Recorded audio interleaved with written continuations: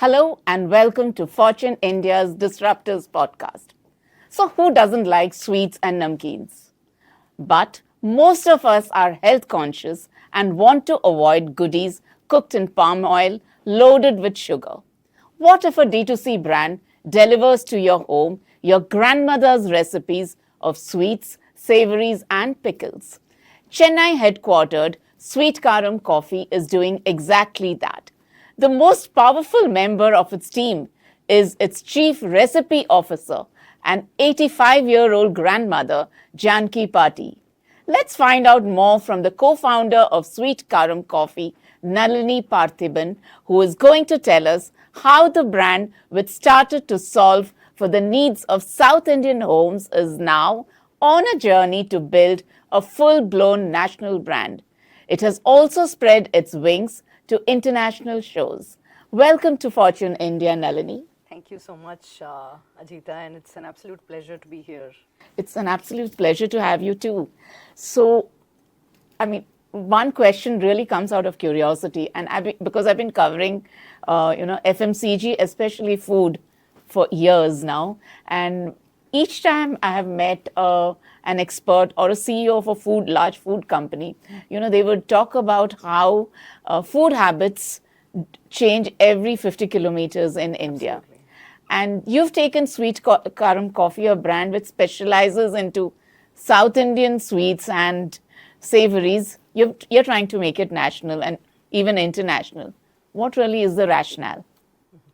Thank you for that question. I often get asked this one, but to be very honest, there was no rationale when we started. Many things in our life was not planned, and this was one such.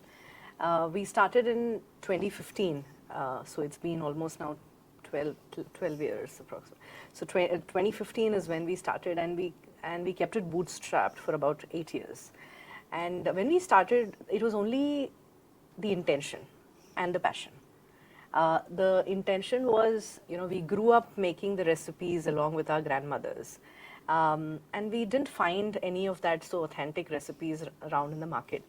And the intention was each of those products had a lot of story to tell. Each one of it, be it from the murukku to the Mysore pak to the mixture, each product has a traditional story to it.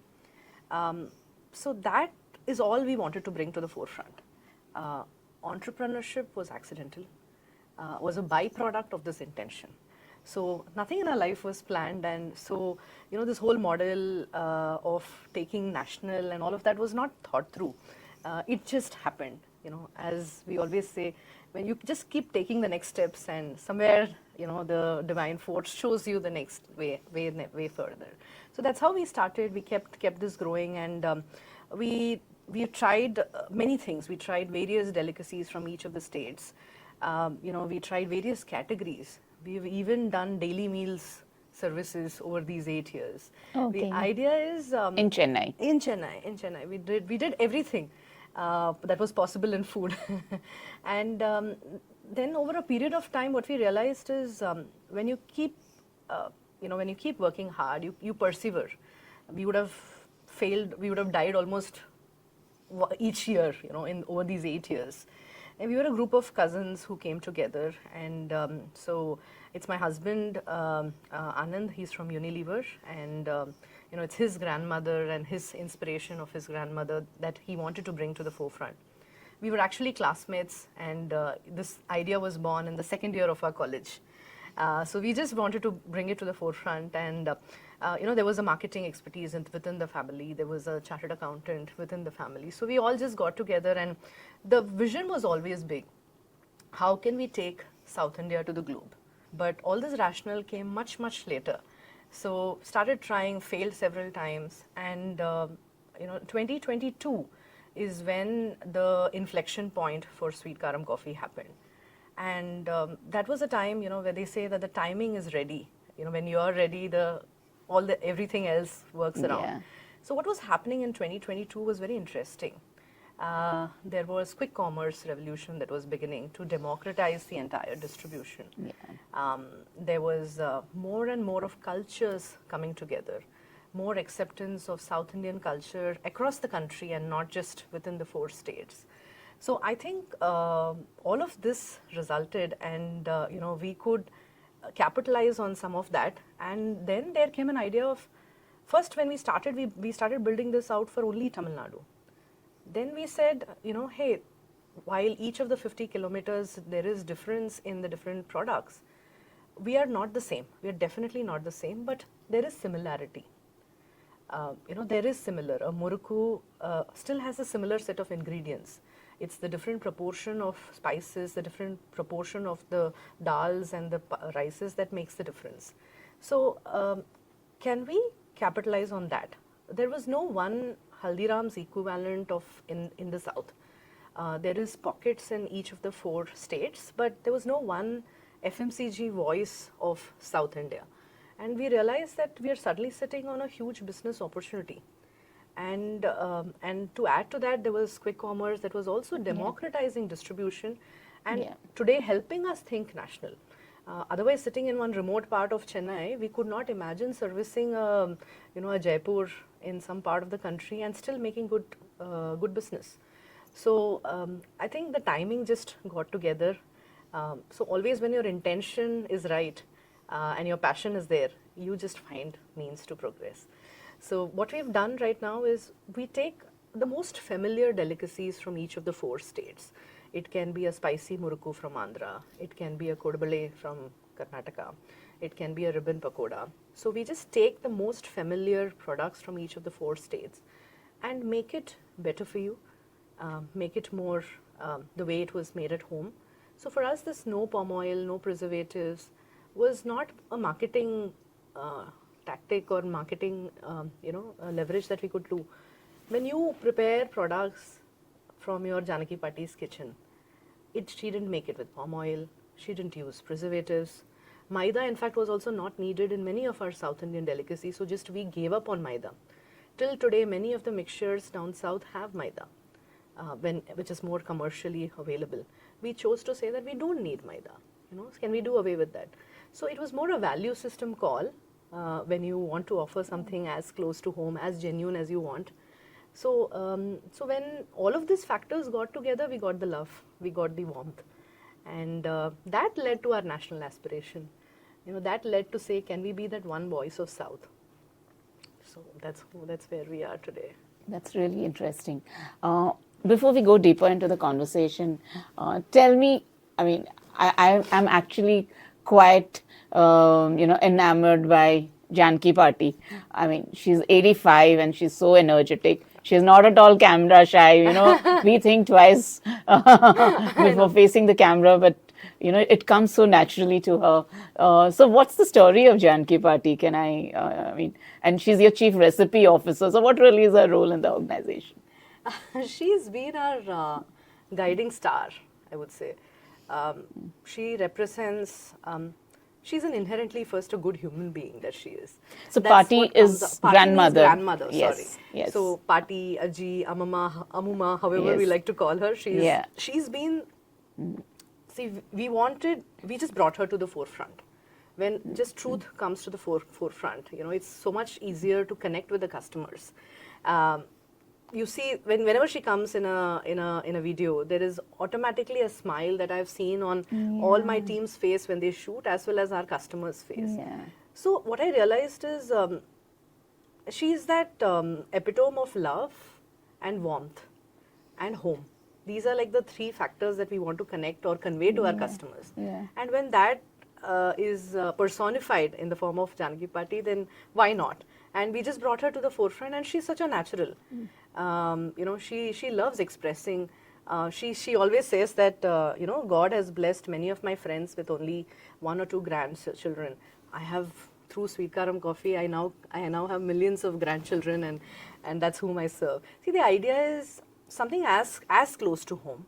If you can make it more conveniently available and distributed well enough, then that's what we are trying to solve for.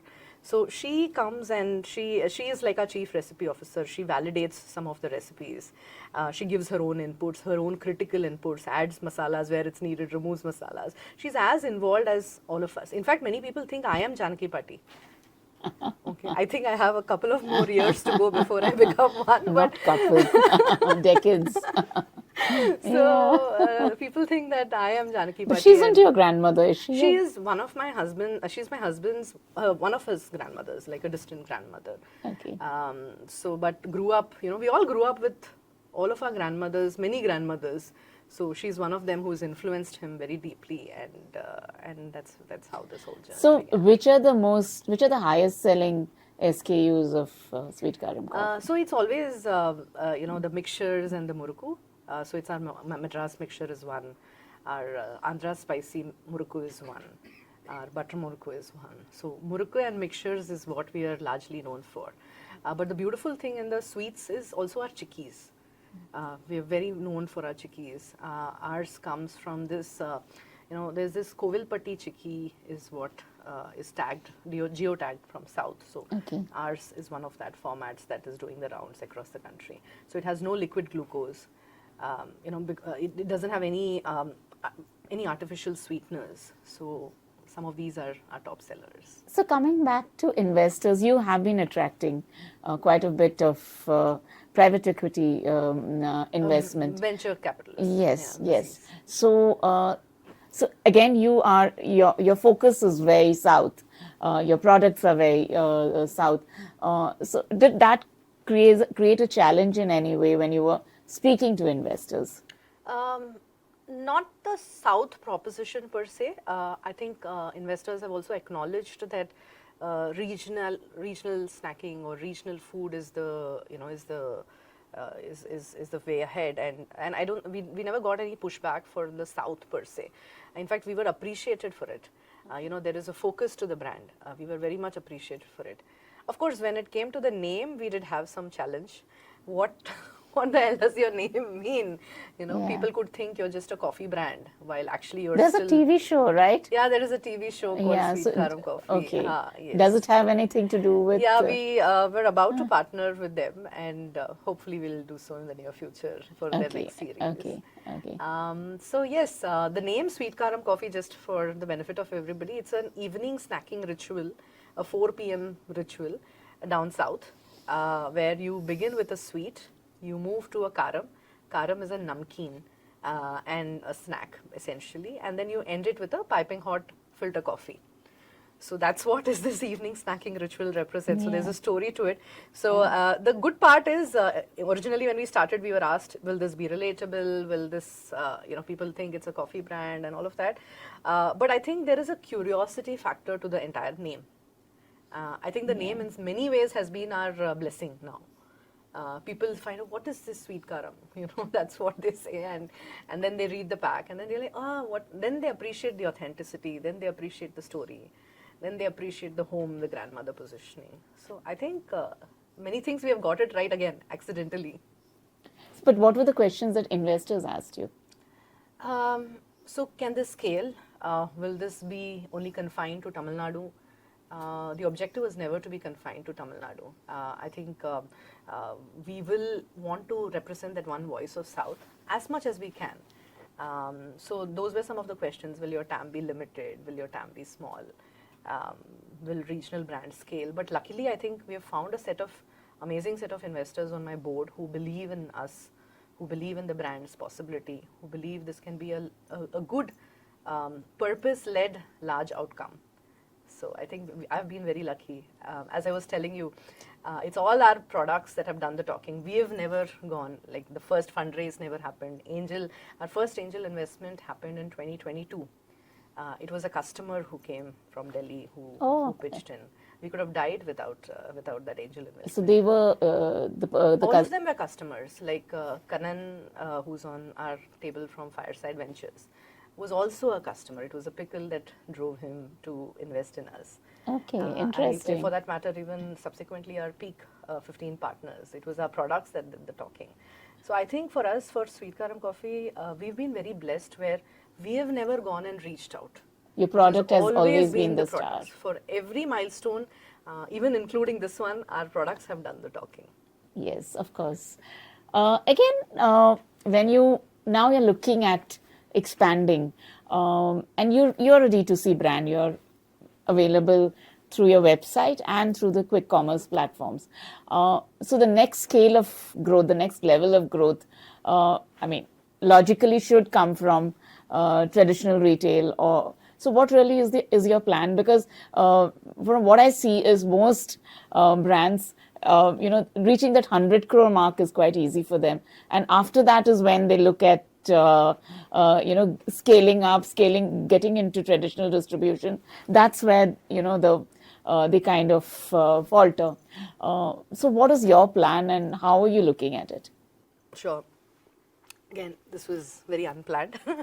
So the last, there was, when we started in 2015, it was still our online DNA. We still had till today, the DNA of the organization is still digital. We're used to getting so much amount of data and taking very data-driven decisions. And somewhere in food, there are few scaled brands from an online perspective. Of course, offline is where the real next level of, Anand often says that offline is like a test cricket. Yeah. It's a very long haul where you need to stay strong.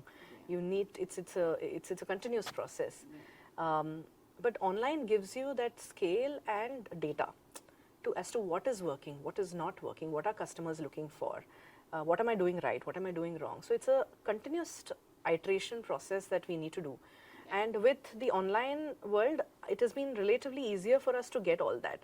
So the idea is, can I build a truly omni-channel food brand? Yeah. Is the aspiration as we progress, which has birthed online. So we take all the right data decisions, we scale the hero SKUs offline. That is the way ahead. Okay. And in offline, I am in a category, Ajita, where my customer wants me in my vending machines, my customer wants me in my supermarket right next door, my customer wants me on the click of a button. So it's such a versatile category that I need to go as close to customers as much as I can across whatever channels. So what we are trying to build is some of these test cricket channels, which is my offline, which is going to take time. We are now piloting them this year for scale next year. This includes exports. We are working on, because there is a huge South Indian diaspora overseas. So we've just started our export expansion, starting our offline trade expansion. There are small micro EBO outlets that we are piloting. So there are some of these pilots that we are running this year, so that they become the foundation for the future years. But at the same time, today we are sitting in an opportunity where maybe 5 years before, I could not imagine a 500 crores only online as a food brand. Yeah. But today there is a possibility. Mm-hmm. So we'll pursue online, but at the same time building the foundation for my offline very sustainably in a very structured, phased manner. So that's the thought process for expansion. Okay. You mentioned that you rely a lot on data, to kind of figure out what the consumer wants, what should be your next innovation, what should be your next launch. Can you talk a little bit of that? Can you give us some examples as to how some of your innovations have been data-led? Absolutely. So this is what I was talking, the advantage of having online presence is that we have our own D2C website and our app. That is still almost 35% of my total sales. So I have a good amount of customer base with me, with my website and my channels. So getting that first party data, getting to know Ajita as a person, getting to know that Ajita is this demographics, in this part of the country, has this family, and this is her need. It's so much more easier for me to build that with my online data. So we have this concept called as a customer lab, where we have a group of dedicated 100 plus customers now growing day by day with our group. And we leverage that very effectively. We'll keep torturing you with only one thing. We'll send you samples, please give us the feedback. So based on that, we take so many data-driven decisions. They tell us what their likes are. As simple as when we launched our tapioca chips, we had 5-6 different flavors that we wanted to experiment. We absolutely had no clue which one will do the best. It was our customers who gave us the verdict. And touchwood, today we are one of the leaders in the tapioca chips range. So we co-create with customers leveraging data. So that's how it is work. Interesting. So when it comes to like now you are eyeing a 500 crore revenue. Uh, you have international plans. You've already international. You've already got into the export market. So how would that change the equation? Are you going to get into as of now, you only cater to the south. I mean, in terms of products, most of them are from the four southern states. Are you going to come up with like a Kaju Katli or I don't or a Ghevar or products like that? Would you be looking at that? I think we want to be known for something, Ajita. We want to be known as a brand who came and stood for something that we know. North Indian products is something that we don't understand in full yet.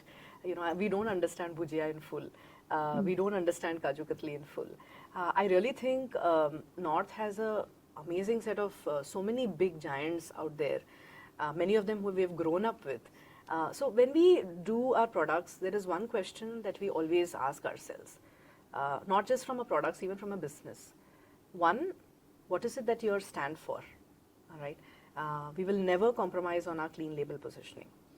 Okay, it's one drop of preservative, one rice bran, one palm oil that we use. It will extend our shelf life immensely, and that benefits the business. But we will never do that. That has been a value proposition. Second is we don't know how to get into North India. Let me put it that way. We also think that what is the value addition that I will add to this consumer base or to the world by doing one more Kaju Katli? I think there are enough amazing players out there. So we don't have any plans to venture into non-South products, right, at all. I think South has shown that there is so much more potential. Like there is an MTR that we've all grown up with, right? Yes. There is an ID that has come and disrupted the way South Indian dosas are consumed. I think what we will, rather than getting into other regional delicacies that we don't understand, within South, right now I'm still in the hand. I always have this in the hand, in the kitchen, on the table framework. We're still in the hand, means sweets and snacks is still consumed from here. We will get into kitchen categories, other categories over a period of time. But I think with just sweets, snacks and filter coffee, there is easily a potential for a 500 crores. And the brand is now at a stage where there is a South Indian association, a South Indian authenticity connected to the brand. So leveraging that, anything else is also possible. But we don't work with 500 crores in mind. We work with what value addition we can give to our consumers. Rest of it is a byproduct that will follow. So that's the way we think. I was curious to know a little more about your clean label positioning, the good for you position, or the better for you positioning. So anything that is, clean label, anything that is better for you, anything that is sustainable comes at a premium. Yes. Again, to get scale, one needs to have mass. Needs to really go mass. Volume growth is important, and pricing is important. How are you going to manage that? Or you don't aspire to? You don't want to do anything at the expense of diluting your positioning. It is. I strongly feel that it is who you are that customers are coming for. It is your authenticity and genuinity for which customers are wanting for. See, as I said, this using no preservatives, no palm oil was a very value-driven decision and will always continue to be. Yeah. So if that is, we strongly believe India is at a stage where it has become aspirational. There are a huge set of consumers who are willing to pay the right price for the right set of products. So we will never compromise on that value proposition. If that means X crores less, so be it. That's the alignment we have with our board as well. They are very supportive, and as well, we always stand for one thing, Ajita. We've never done what is easy. We have always believed in doing what is right. So there's a very thin line of difference between doing what is easy and what is right. There are so many decisions that we've taken going by that value system, by that framework of decisions. Right? There's so many, like, that's what I add one more Kaju Katli, I will make X crores more. I do one bhujia variant also, I'll get X crores more. But I don't understand that. I don't want to do that. I'd rather be known for my filter coffee burfi. That one of our signature products is that. Yes. Right? I'd rather be known for some filter coffee variant of. We did recently piloted a small filter coffee chocolate as one of our drop Okay. launches. So rather, whatever that we do will have a South Indian connect, and if that means X opportunity less, so be it. I'll rather create more other opportunities. Interesting. So you are, of course, obviously on the top of what is happening in the business of food. And I'm sure you must be kind of closely watching other players. And what I have noticed as a journalist is there's a lot of narrative on the growth of regional brands, regional food brands. And wherever you go, there's a regional brand which is trying to Correct. go national. They're giving stiff competition to their national peers. So like a biscuit manufacturer, there are hordes of biscuit manufacturers in small town India which are doing very well and giving stiff competition to the Britannias and the Parleys of the world. And that's the same across categories. So what are the next few trends that you are expecting in the food space? How's the business of food in India going to evolve? Sure. I mean, I'll share that with my visibility of what I have in the space that I have. See, a couple of food trends. Of course, there are regional players going national, and that's become possible because of the distribution and the entire ecosystem that is available today. So wherever it is, good products, a good brand, authentic brand stories are getting that opportunity. Now it's up to brands to leverage that and capitalize that and grow. Capital is not short. Capital is not short for the right set of people, the right passionate set of people, the right products. I think capital is not short. So couple of trends, food trends that are doing the rounds is, of course, one regional.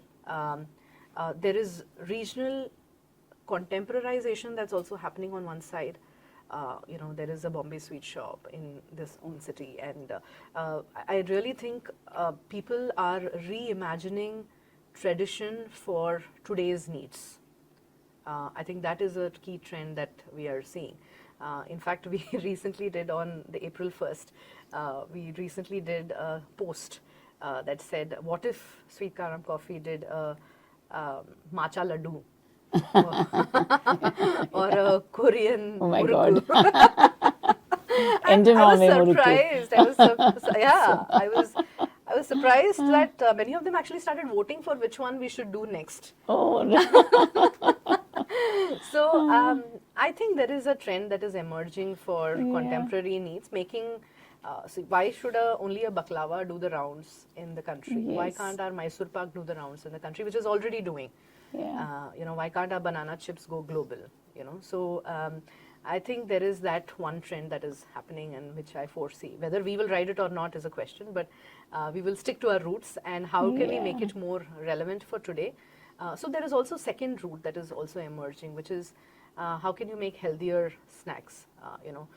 Protein is doing the rounds right now. But again, my personal view is that wherever there is a natural fitment of the functional benefit, that goes well.